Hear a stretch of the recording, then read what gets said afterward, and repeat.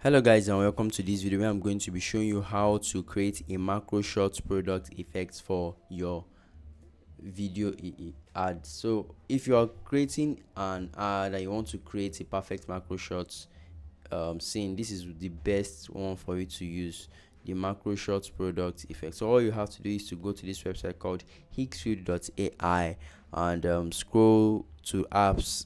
Once you've registered on the website, then go to Macroshot product here.